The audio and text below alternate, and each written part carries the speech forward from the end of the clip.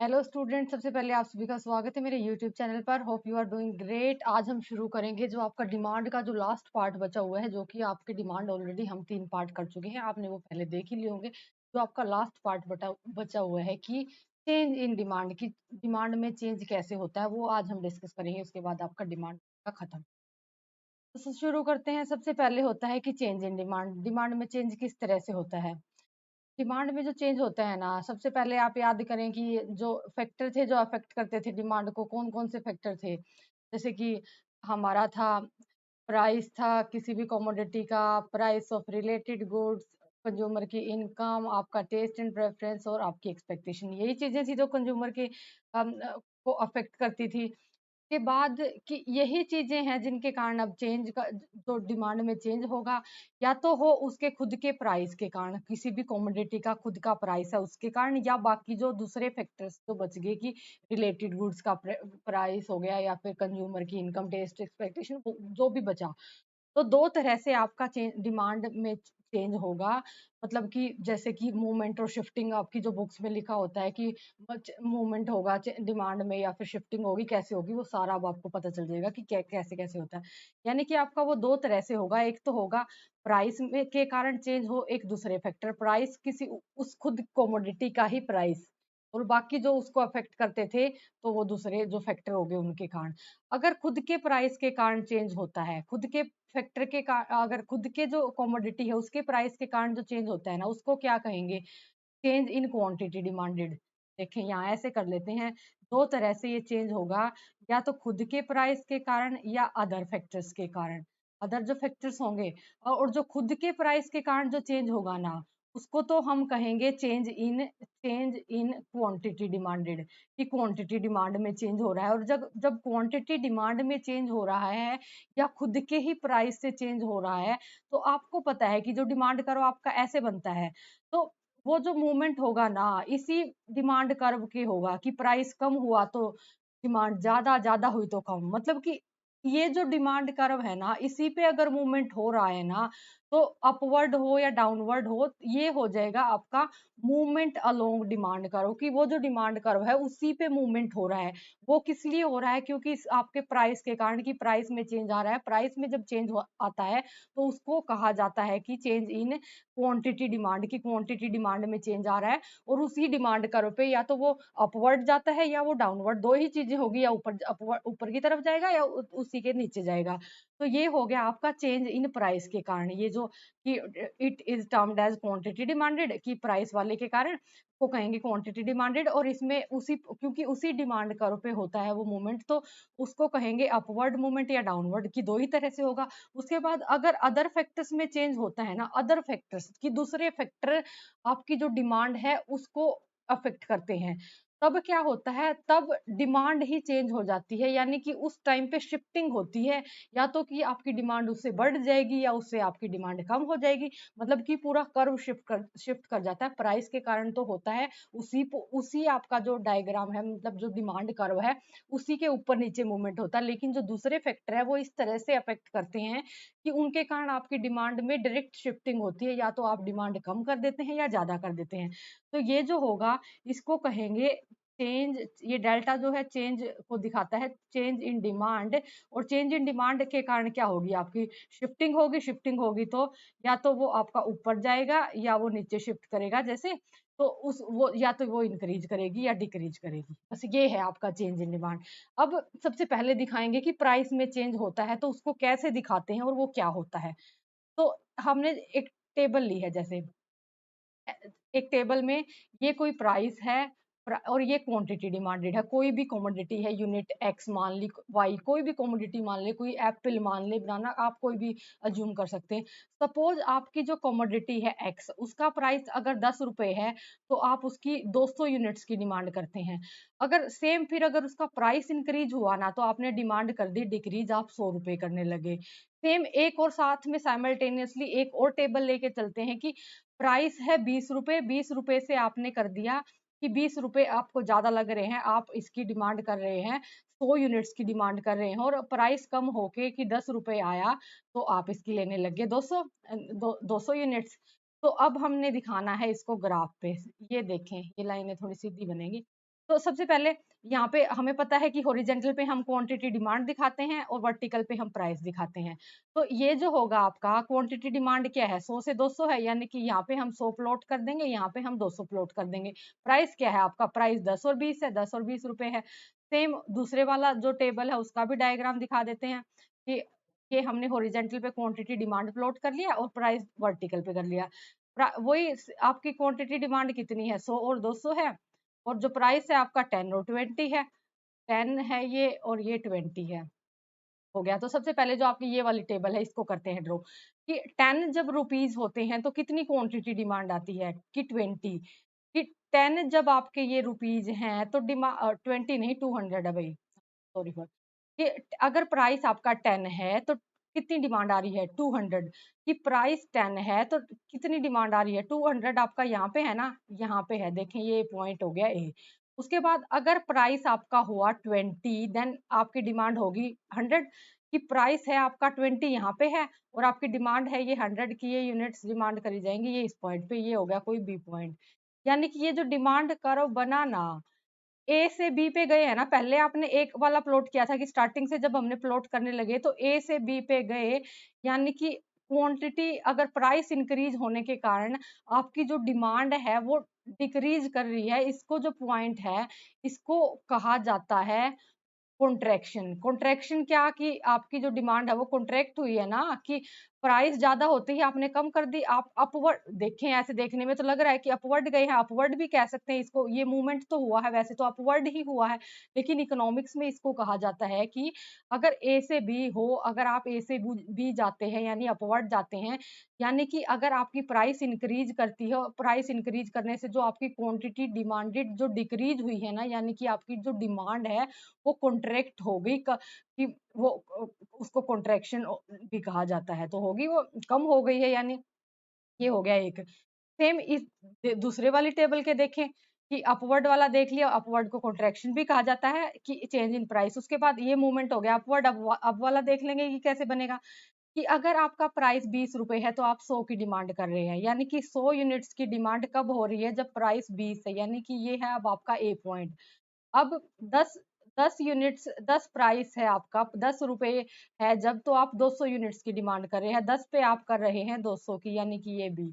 अब क्या हुआ है भाई, अब आए हैं आप ए टू बी, यानी कि आप आए हैं, आए तो आप डाउनवर्ड हैं, लेकिन अगर प्राइस कम हुआ है तो आपकी जो डिमांड है वो बढ़ी है, यानी कि वो एक्सटेंड हुई है, तो इसको एक्सटेंशन भी कहा जाता है। तो समझ गए आपकी प्राइस, अगर आपकी डिमांड बढ़ती है और उसी जो आपके डिमांड कर्व पे मूवमेंट हो रहा है यानी वो डाउनवर्ड जा रहा है तो उसको एक्सटेंशन भी कहा जाता है, और जब आपकी डिमांड कम हुई है अब प्राइस बढ़ने के कारण, तो आप जब आप अपवर्ड मूव करे हैं दैट मीन्स उसको कॉन्ट्रैक्शन कहा जाएगा। ये हो गया आपका कि सिर्फ प्राइस के कारण जो इफेक्ट आया, कि प्राइस के कारण आपकी डिमांड में किस तरह से चेंज होता है वो हो गया। अब जब प्राइस चेंज होता है तो वो जो आपका ये एक सिंगल डिमांड कर्व है ना, इसी के ऊपर नीचे आप मूव करते हैं, ऊपर जाएं या नीचे जाएं। अब कि दूसरे फैक्टर्स कैसे डिमांड को वो अफेक्ट करते हैं, और दूसरे उनका देख लेंगे कि उनसे क्या होता है। तो change in demand due to the other factor, की अदर फैक्टर्स के कारण क्या चेंज आएगा। अब अदर फैक्टर्स कौन कौन से, की प्राइस ऑफ रिलेटेड गुड्स, आपकी कंज्यूमर की जो इनकम है, आपका टेस्ट है, आपका जो एक्सपेक्टेशन, वो सारी चीजें। अब प्राइस कांस्टेंट रहेगा, यहाँ पे ये दूसरे फैक्टर काम करेंगे। सपोज ये देखें, एक जो ये हमारी ये जो टेबल है इसमें प्राइस है, आपका प्राइस सिर्फ 10 रुपीज ही रह रहा है, दूसरे फैक्टर्स के कारण आपकी इस 10 रुपए पे तो आप 100 यूनिट्स की डिमांड कर रहे हैं, और इस 10 पे आप कर रहे हैं 200 यूनिट्स की डिमांड। इस सेम दूसरी टेबल में देखें कि प्राइस फिर भी सेम है, लेकिन पहले 10 जो रुपीज प्राइस है इस पे तो आप 200 यूनिट्स की डिमांड कर रहे हैं, फिर आप कर रहे हैं 100 की। तो अब इसको हम प्लॉट करेंगे यहाँ पे, जो आपकी ये वाली टेबल है, अगर मैं इसको यहाँ पे प्लॉट करूं तो ये देखें आप, कि से आपको पता है कि हॉरिजेंटल पे हम क्वांटिटी लेते हैं और ये इस वर्टिकल पे आपका प्राइस आएगा। अब प्राइस सिर्फ 10 रुपीज है, ये ले लिया हमने, और ये आपका 100 का पॉइंट हो गया, ये 200 का हो गया।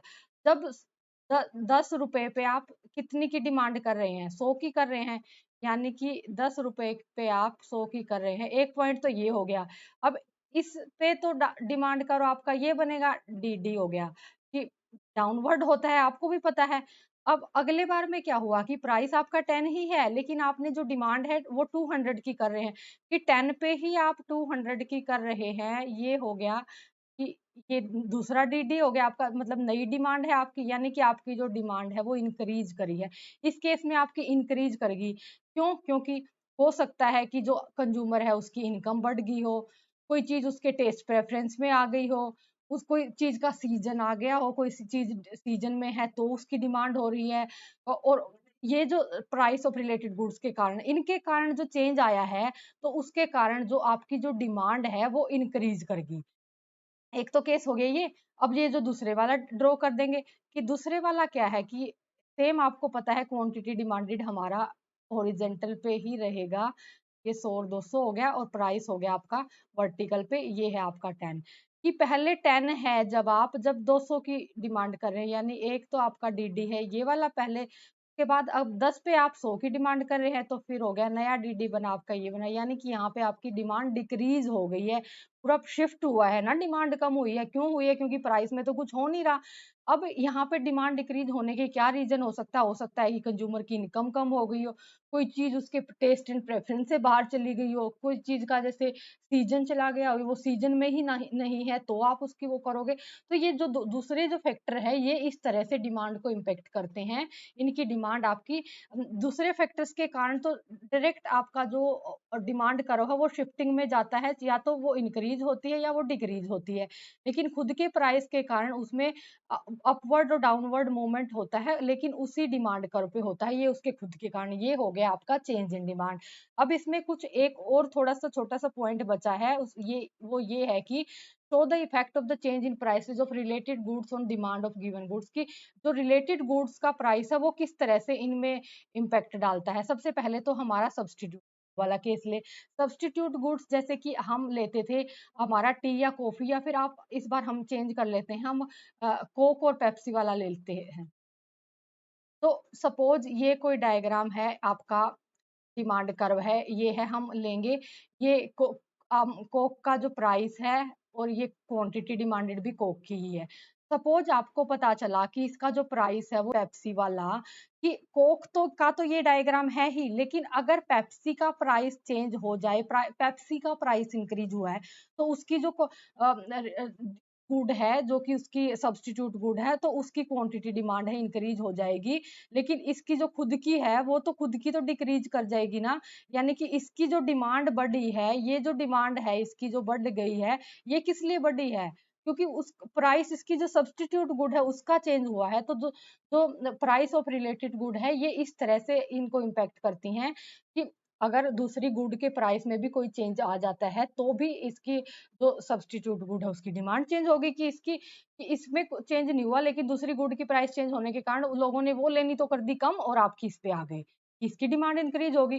सेम इसमें ये हो सकता है कि अगर पेप्सी का प्राइस डिक्रीज हो गया, इसका प्राइस डिक्रीज हो गया, तो अब जब जो लोग कोक लेते थे, तो डिमांड किसकी डिक्रीज होगी यहाँ पे? यहाँ पे कोक की तो डिमांड डिक्रीज हो जाएगी, लेकिन जो लोग कोक ले रहे थे वो भी पेप्सी पे आ जाएंगे, क्योंकि उनको तो पता चल गया है ना कि इसकी जो अब प्राइस है वो डाउन आ गया है। लेकिन इसके प्राइस के कारण डिमांड किसकी डिक्रीज हुई है? दूसरे वाले की हुई है, यानी कि आपकी जो कोक है इसकी डिक्रीज हुई है। तो इस तरह से इसका जो डिमांड कर्व शिफ्ट करा है, कि इस तरह से इम्पैक्ट करता है change in demand related goods के केस में। ये तो हो गया आपका रिलेटेड गुड का केस। अगला हम देख लेते हैं कि कॉम्प्लीमेंट्री का। कॉम्प्लीमेंट्री जैसे कि आपकी वो होती है कार एंड पेट्रोल, कार और ये हो गया पेट्रोल। तो इनका जो डायग्राम होता था आपका, जैसे कि ये हमने कोई डिमांड कर्व ये कार का दिखा दिया, कि इस पे यहाँ पे इसका कोई प्राइस है, ये इस पे कोई इसकी क्वांटिटी है। अब सपोज कि अगर प्राइस पेट्रोल का इंक्रीज करता है, कि पेट्रोल का अगर प्राइस इंक्रीज करता है, तो क्वांटिटी डिमांडेड पे किस पे असर आता था? कि हम पढ़ के आए हुए हैं भाई, कि क्वांटिटी डिमांड जो अफेक्ट करती थी वो कार की प्राइस में तो बहुत ज्यादा हाइक है, कि अगर आप लेने का प्लान बना रहे हो तो आप सोचेंगे कि बहुत ज़्यादा इसमें कॉस्ट आएगी, इसका तो इतना महँगा प्राइस हो गया पेट्रोल का, थोड़े टाइम बाद लेंगे। कि आपने क्वांटिटी डिमांड है, वो जो किसकी डिक्रीज करा दी है, वो कार की डिक्रीज करा दी है। तो इसका प्राइस चेंज होने की, इसका प्राइस इंक्रीज हुआ तो आपने किसकी डिमांड डिक्रीज करा दी? यानी कि जो आपकी कार की है तो ये कार का ही डिमांड कर्व है, यानी कि कार की डिमांड डिक्रीज हो गई। ये तब हुआ जब प्राइस बढ़ा था पेट्रोल का। सेम एक दूसरा केस हो सकता है कि पेट्रोल का प्राइस आपका डिक्रीज हुआ, कि पेट्रोल का प्राइस कम हो गया। पेट्रोल का अगर प्राइस कम हो गया और आपने सोचा था कि आप जो डिमांड आपने कार लेनी थी, तो अब आपको पता भी चल गया कि पेट्रोल का तो प्राइस अप डाउन हो गया। अगर पेट्रोल का प्राइस अप डाउन हो गया तो आप सोचेंगे कि अब तो मैंने ये लेनी है, तो आप फटाफट इसकी जो डिमांड है, डिमांड बढ़ा देंगे कि लेनी थी, अब तो इसका पेट्रोल भी सस्ता हो गया, कि अब इतनी कॉस्ट भी नहीं आएगी पेट्रोल की, तो डिमांड बढ़ा देंगे। ये जो बढ़ी है, ये आपकी कार की बढ़ी है। कार की जब डिमांड बढ़ा देंगे, तो ये जो दूसरा डायग्राम है, ये डिमांड है इसकी पहले वाली, लेकिन प्राइस हुआ था पेट्रोल का चेंज, तो इस कारण से आपकी जो डिमांड बढ़ी है, कि नया जो डी कर्व है कि डिमांड बढ़ गई कार की। ये इस तरह से, क्योंकि कॉम्प्लीमेंट्री गुड है, वो एक दूसरे के साथ में यूज होती है, एक दूसरे की जगह पे होती हैं, और जो आपकी सब्स्टिट्यूट होती है, ये जैसे आपका कार और पेट्रोल है, एक साथ यूज़ होंगी, कि एक एक दोनों को एक साथ यूज़ करेंगे, लेकिन जो सब्स्टिट्यूट होती हैं, उनको एक-दूसरे की जगह पे यूज़ करा जा सकता है। जगह पे जैसे टी लेने वाले कॉफ़ी ले सकते हैं, कि कोई चीज़ महँगी लग रही है, कॉफ़ी उनको महँगी लग रही है, तो वो टी पे चले जाएँगे, सब्स्टिट्यूट उनको एक-दूसरे के जगह पे यूज़ करा जा सके। और इस तरह से जो आपका डिमांड जो चैप्टर था, उसमें जो कॉन्सेप्ट थे, वो सारे हमने कर लिए खत्म, कि हमारा जो डिमांड है अब वो हो गया खत्म। इसके बाद हम इलास्टिसिटी पे मूव करेंगे, और अगर मैंने जो भी करवाया आपके कुछ समझ ना आया हो, लेकिन फिर भी कुछ भी कहीं से कुछ समझ नहीं आया, तो आप मुझे कमेंट कर सकते हैं। Thank you for watching.